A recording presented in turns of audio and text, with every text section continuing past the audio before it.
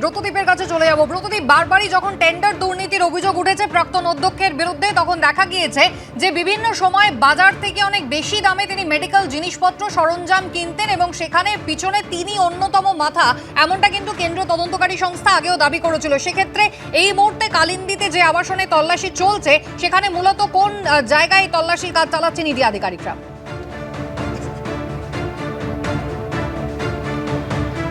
দেখো, কালিন্দিতে Kalindi housing estate, এখানে C28 নম্বর যে বিল্ডিং, সেখানে তার একতলাতেই অকটেন মেডিকেলের অফিস। এবং যেটা আমরা এখনো পর্যন্ত জানতে পেরেছি, এই অকটেন মেডিকেল আরজিকর হাসপাতালে বেশ কিছু জিনিস সরবরাহ করেছিল।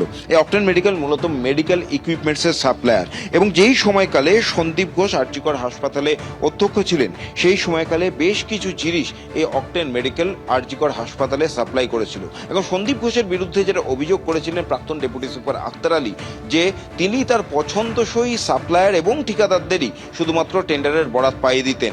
তার সময়কালে ব্যাপক দুর্নীতি হয়েছে। সেই কারণেই ইডি আধিকারিকরা ওই সময়কালে যাদের যাদের সঙ্গে আরজিকর হাসপাতালে লেনদেন হয়েছিল তাদের তদন্ত করছেন, এবং যেগুলো সন্দেহজনক লাগছে সেগুলো নিয়ে তারা কিন্তু তদন্ত শুরু করেছেন। তেমনই একটি সংস্থা এই অকটেন মেডিকেল, এবং তাদের সঙ্গে আরজিকর হাসপাতালের যে লেনদেন হয়েছিল সেই সমস্ত তথ্য কিন্তু ইডি আধিকারিকদের হাতে ইতিমধ্যেই পৌঁছেছে।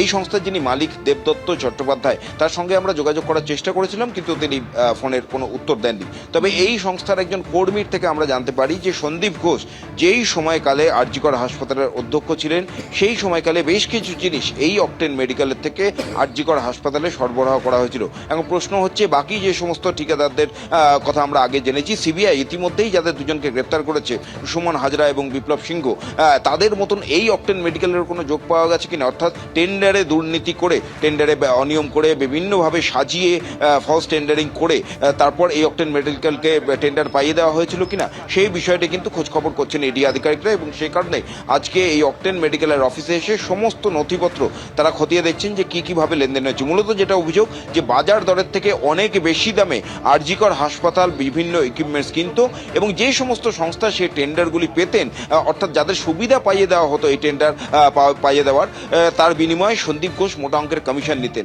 সেই সমস্ত টাকা কোথায় গিয়েছে এবং কি ধরনের বেআইনি লেনদেন হয়েছে, সেই সমস্তই এখন তথ্য তলাশ করছেন ইডি আধিকারিকরা। একেবারে ব্রতদীপ, ধন্যবাদ। সুকান্ত, আবির, তোমাদেরও ধন্যবাদ। আমি এই জায়গায় একবার সমীরদার কাছে আসবো, আলোচনা শুরু করবো। সমীরদা, খুব উল্লেখযোগ্যভাবে আমরা দেখেছিলাম 1.5 বছর আগে অভিযোগ করেছিলেন আক্তার আলী, প্রাক্তন ডেপুটি সুপার। তখন কিন্তু রাজ্য সরকারের কোনো রকমের পদক্ষেপ দেখা যায়নি। এসআইটি তৈরি হয়েছিল গত মাসের 16 তারিখ, 19 তারিখ থেকে এসআইটি অ্যাক্টিভেট হয় এবং তারপরে 23 তারিখে সিবিআই তদন্তভার পেয়ে যায়। সিবিআই এবং একই সঙ্গে ইডি, তারা কিন্তু এই আর্থিক দুর্নীতি তদন্ত করছে।